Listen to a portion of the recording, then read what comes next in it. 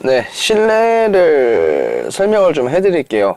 가장 먼저 이제 문을 열면은 보이는 곳이죠. 이제 도어 트림하고 이쪽 레드 시트가 강렬하게 딱 보이네요. 참, 이번에 스팅어 시트가 저는 좀 개인적으로는 이제 19년형을 사긴 했지만, 왜 퀼튼이라고 하죠. 요즘에 막 다이아몬드 그런 스티치를 왜 안 넣어줬나 조금 아쉬워요.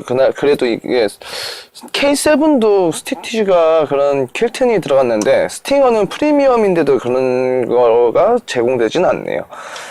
자, 다음 차를 타서 보면은 이제 센터페시아를 설명을 해드릴까 하는데, 센터페시아를 디자인적으로 보면 이제 무언가를 뭐 보고 뺏겼다, 뭐 비슷한 디자인들이다라고 말을 많이 하시잖아요. 어떤 브랜드를.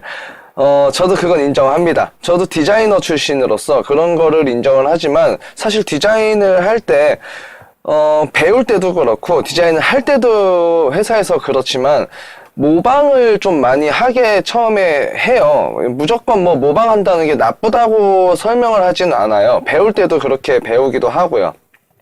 중요한 거는 이제 디자인을 모방을 하면서 얼마만큼 이 차에 잘 녹여 스며들게 하느냐, 중요한 건 이제 얼마나 어울리냐. 무조건 보고 뺏기는 게 중요한 게 아니라 보고 뺏기고 그걸 얼마만큼 이 차에 좀 어울리게 했고 완성도를 높게 했느냐가 중요한 거잖아요. 이제 스팅어 실내 디자인은 고급스럽게 표현한 것 같은데 스포티한 느낌도 많이 나요. 그런 점은 좀 마음에 들어요. 저는 그리고 디자이너 출신이라서 디자인을 중요시 할 것 같지만, 디자인보다는 저는 사용 편의성을 되게 중요시 하거든요. 그래서 사용 편의성을 따졌을 때 가장 먼저 이 공조장치하고 이제 스테레오 조절하는 버튼류들인데, 현대 기아가 요즘 참 잘하고 있는 거라고 생각을 해요. 타 브랜드들, 특히 뭐 대표적인 SM 브랜드? SM 브랜드 요즘에 그 센터페시아 조절장치 정말 불편하잖아요. 그런 거는 정말 저는 별로라고 생각하고, 아무리 디자인적으로 이뻐도 이렇게 현대기아처럼 차라리 공조장치, 스테레오 장치 이렇게 바로 직관적으로 사용하기 편한 게 좋습니다. 이게 잘된 디자인이에요. 그냥 차라리. 뭐 물론 운전자가 오랫동안 차를 사용하면은 그런 SM 시리즈의 그런 스테레오 뭐 센터페시아 조절하는 것도 쉽다, 뭐 적응이 되면 쉽다라고 얘기를 하지만, 운전이라는 게 꼭 나만 하는 건 아니고, 중요한 거는 나는 운전에 집중을 해야 되고 조수석에 탄 사람이 조절할 수가 있기 때문에, 차는 무조건 타자마자 직관적으로 바로바로 시스템을 조절할 수 있는 게 좋은 디자인이에요.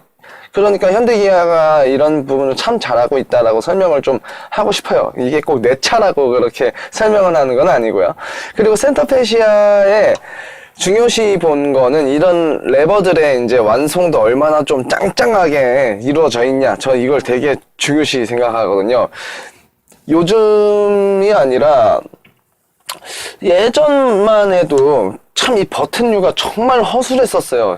현대기아가 실제로 이 버튼, 이런 레버 빠지는 경우도 많이 봤었었고, 제 예전 모닝도 빠졌던 경우도 있어요. 그래서 다시 제가 끼고 그랬었는데, 그래도 다행인 건 이번 스팅어라서 그런가요?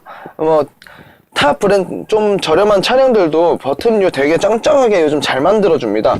실제로 이렇게 버튼을 임의적으로 좀 뽑아보고 싶어도 진짜 잘 안 뽑혀요. 손톱이 뽑힐 것 같아요. 네, 그만큼 잘 만들어졌다라는 거예요.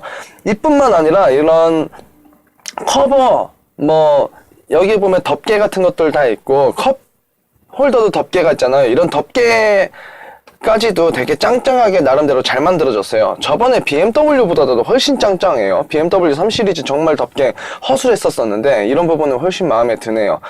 이번에도 근데 이제 설명을 하는 부분이, 왜 공조장치에 작은 LCD 창을 안 달아놨냐, 이제 이거를 조금 보고 싶고, 그리고 이제 재질들, 어떤 재질을 사용했냐, 이렇게 설명을 하고 싶은데, 고급적으로 표현하려고 이렇게 한 것 같아요. 알루미늄 느낌이 나는, 알루미늄이 아니고 플라스틱인데, 플라스틱도 그냥 저렴한 플라스틱이 있고 비싼 플라스틱이 있어요. 모든 건 다 재질에 따라서 금액이 다 확정이 되는 거거든요. 그래도 이 위에 라인은 플라스틱도 비싼 플라스틱으로 잘 표현을 했고, 좀 저렴한 플라스틱이 들어간 건 이쪽 공조장치하고 핸들 부분에 저렴한 플라스틱이 들어갔는데, 이 나머지는 그래도 다 비싼 재질로 나름대로 마감을 했고, 이런 대시보드 부분도 우레탄 느낌으로 조금 마감을 해놨어요. 금액대가 이제 5,100만 원이라고 봤을 때 인테리어가 조금 스포티한 차라서 이렇게 좀 싼 티가 나는 느낌이라고 해야 되나요? 디자인은 약간 저렴한 차 같긴 하지만 나름대로 고급스럽게 잘 표현해 둔 것 같아요. 이 정도면 괜찮습니다. 이쪽 기어 레버 쪽에도 알루미늄 느낌을 나게 이렇게 커버를 다 코팅을 해놨네요. 이런 것도 나름대로 괜찮네요. 진짜 알루미늄이면 이제 더 좋았겠지만 이제 그것까지 가기엔 또 너무 금액적으로 부담이 되겠죠.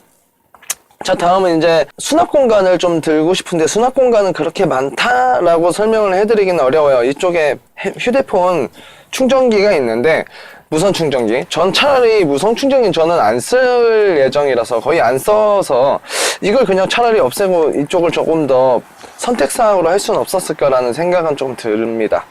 그래도 꽤 깊어요, 깊이는. 다음은 이제 여기 차에 사용된 가죽인데, 이 차량은 풀옵션이라서 그런지 나파 진짜 가죽이 이렇게 적용이 됐어요. 핸들, 그리고 이 기어 레버, 이런 시트까지 가죽 질감 정말 좋습니다. 이거 비싼 가죽 질감이 딱 느껴지네요. 되게 뭔가 핸들을 만질 때도 핸들 가죽이나 이런 가죽을 만질 때 비싼 가죽들은 약간 뭔가 먼지가 쌓인 듯한 느낌이 나거든요. 네, 이런 게 좀 비싼 가죽이라는 거.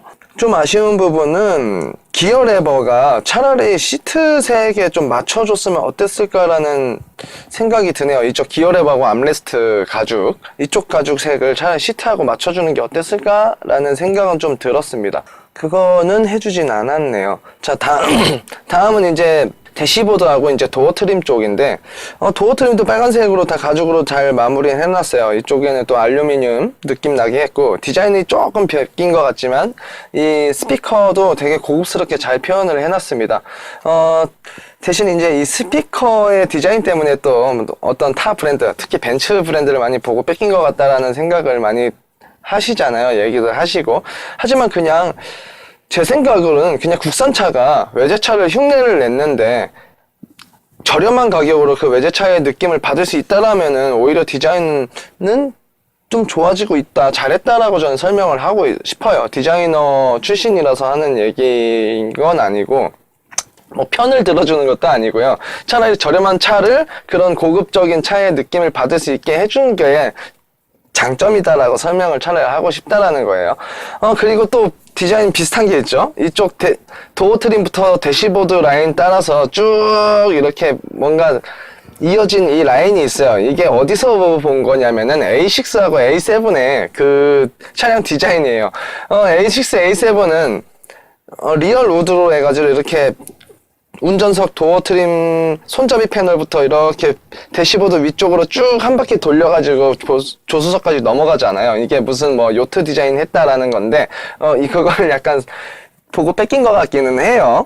개인적으로 그래서 생각하는 거면, 이왕 보고 뺏길 거면은 이쪽 위쪽 재질을 좀 더 비싼 걸로 넣어주고 이 알루미늄 스타일의 플라스틱을 아싸리 대시보드로 쭉 한 바퀴 같이 돌려줬으면 어땠을까? 뭐 이런 생각도 들고, 아우디를 살짝 보고 뺏겼으면, 아우디 그 뱅그레눕스 그 전동 트위터가 있어요. 스피커. 그 오르락 내리락 하는 거. 차라리 그것까지 한번 넣어보는 게 어땠을까라는 생각은 좀 들게 하더라고요. 이왕 보고 뺏길 거였다라면. 실내 디자인은 조금 근데 어수선해 보일 수가 있어요. 그 이유가 너무 다양한 재질들이 사용됐어요. 뭐 플라스틱도 알루미늄 느낌의 플라스틱 플러스 저렴한 플라스틱, 그리고 뭐 하이그로시까지 사용되고, 색색도 너무 이것저것 있다 보니까 가죽은 또 빨간색이고 이러니까 조금 이것저것 좀 조화가 안 되는 부분이 있을 것 같지만,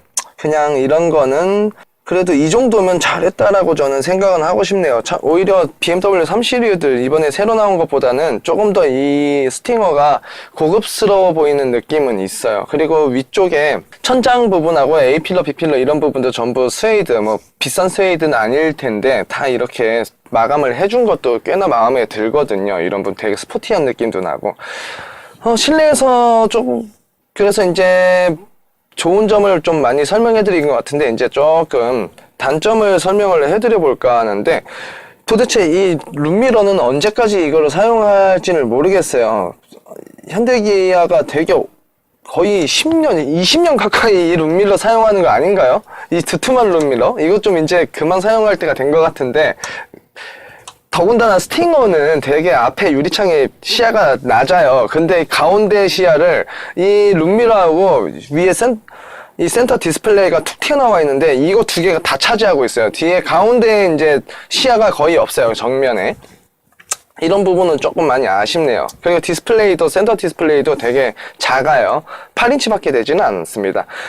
다음 운전석에 앉아서 시야를 봤을 때, 정면은 그래도 이제 뭐 워낙에 낮은 차니까 이 정도면 괜찮겠다 싶었고, A필러 45도, 운전석 45도 시야는 나름 좋았어요. 이 정도는 잘 보이는 수준인데, 이제 조수석 45도는 이제 안 보이는 수준이에요. 사이드 미러가 좀 이 두께가 있는 것도 있지만, 이렇게 딱 하필이면 가려지는 위치에 위치를 하고 있네요. A필러 쪽에, 운전석 A필러, 조수석 A필러, 도어 A필러죠. 이쪽 부분을 좀 파줬으면 어땠을까? 여기를 꼭 막았어야 되나? 여기 트위터가 들어간 것도 아닌데 말이죠. 이런 부분은 좀 많이 아쉽게 느껴졌었습니다. 그리고 제가 찾은 거라고 해야 되나? 본 게 있는데, 시트를 참 이쁘게 잘 해놨죠. 나름대로 되게 편안하고, 시트 엉덩이 착착감, 등허리 착착감 참 좋아요. 이 벌스타라고 하는데, 버킷이라고도 하고, 이것도 쫙 조여지는 느낌도 참 좋거든요. 시트 참 마음에 들고, 가죽도 정말 좋아요. 근데 이 아랫부분에 가죽을 더 칠하다가 왜 빼먹었는지는 모르겠어요. 여기가 갑자기 천이 나오거든요. 이 부분을 많이 아쉬워요. 이 차가 가격이 얼만데, 가죽을 씌울 거면 이왕이면 그냥 다 같이 씌워주지, 왜 씌우다 말았는가는 모르겠습니다. 운전석을 탈 때 이렇게 문 열고 보이는 부분은 요만큼인데, 반대편이 중앙 부분은 한 면이 전부 이렇게 천으로 되어 있어요. 이런 잡기술이라고 해야 되죠? 이런 거는 조금 차라리 뭐 아낄 게 뭐 있다고 그냥 아껴뒀나 모르겠습니다. 많이 아쉬웠어요. 내 차라 더 아쉽게 느껴지는 것 같아요. 그래도 이 핸들 뒤편에 이게 상하 앞뒤 이렇게 다 조절이 되는 핸들인데, 이 일반적인 차량들 보면 이 핸들 뒤쪽으로 뭐 관이라고 해야 되나? 여기에 천으로도 마감을 안 해준 차량들이 좀 많은데, 그래도 이 차는 천으로 이렇게 가죽 느낌의 천으로 마감은 해주었어요. 좋은 건데, 조금 더 마감 미왕이 할 거면은 완벽하게 해줬으면 어땠을까라는 생각은 들었습니다. 많이 아쉬운 부분이에요. 너무 저렴한 느낌도 좀 아쉽고, 마감도 너무 너덜너덜하게 마감을 해놨어요. 네, 그런 부분이 좀 많이 아쉽습니다. 자, 다음에 핸들을 잡아볼까요? 핸들은 느낌이 참 좋아요. D컷 핸들이고, 딱 완벽한 스포츠카가 아니라서 그런지 약간 유격이 큰 건가? 라는 생각은 좀 들긴 했지만, 그래도 이 정도면 괜찮습니다. 핸들 느낌도 참 좋고, 특히 이 가죽 느낌이 참 좋아요. 다만 이 핸들은 운전자가 항상 참 수시로 보는 곳인데, 저렴한 플라스틱하고 이 빵빵이죠. 클락션 누르는 이 부분을 대시보드하고 같은 재질로 사용을 했어요. 이건 좀 많이 아쉽습니다. 가죽으로 사용을 해주던가, 차라리 아까 여기 플라스틱, 알루미늄 느낌 나는 플라스틱으로 차라리 마감을 해주는 것도 좋았을 건데, 핸들 좌우로 뻗친 곳도 플라스틱도 제일 저렴한 플라스틱을 사용했어요.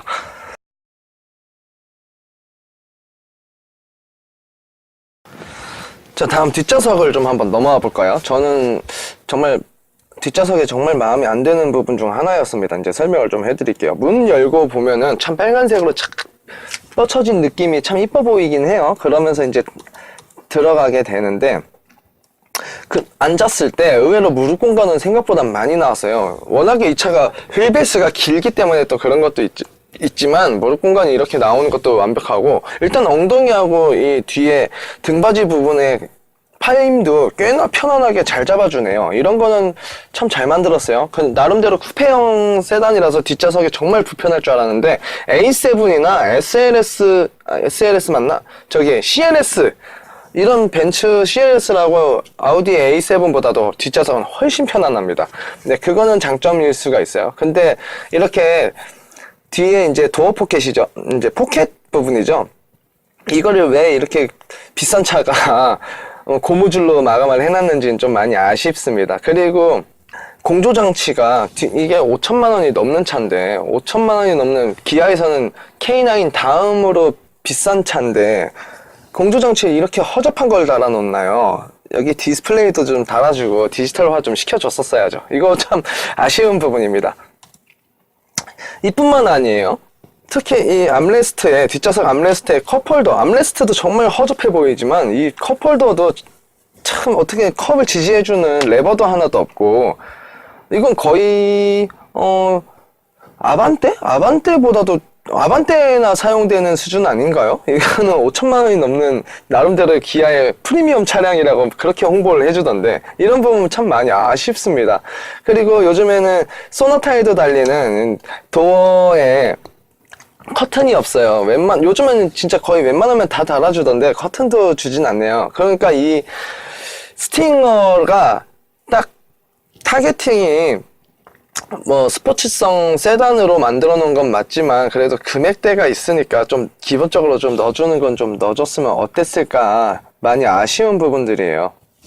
뒷좌석은 희한하게 시트 가죽이 밑에까지 잘 마감이 되어 있네요. 네, 앞에는 천으로 덧댄 부분이 있는데 그래도 뒷좌석은 다 또 가죽을 또 다 씌워놨네요. 또 희한하네요. 뒷좌석에 대한 배려는 정말 없는데 또 시트는 가죽을 아낌없이 사용했다. 그리고 수납 공간은 넉넉하지는 않지만 그래도 도어 포켓도 있고 나름대로 참 좋네요. 일단 마음에 들었던 거는 뒷좌석의 착자감이 너무 마음에 들었던 게 좋았습니다. 너무 성의가 없어서 그렇지 착자감은 참 마음에 들어요. 자, 다음 트렁크 공간을 볼까요? 제가 이제 이 차를 선택하게 된 가장 큰 이유가 이 트렁크 때문이었는데 이거는 이제 제가 또 별도로 나중에 찍어 볼게요. 트렁크가 기본적으로 제공하는 트렁크 공간도 꽤나 넓습니다. 이 정도면 꽤 괜찮은 크기인 거예요. 그리고 마감도 위쪽 혹시나 뭐 구석구석 마감을 좀 제대로 안 한 부분이 있나 살펴봤는데 나름대로 마감을 다 잘 해줬네요.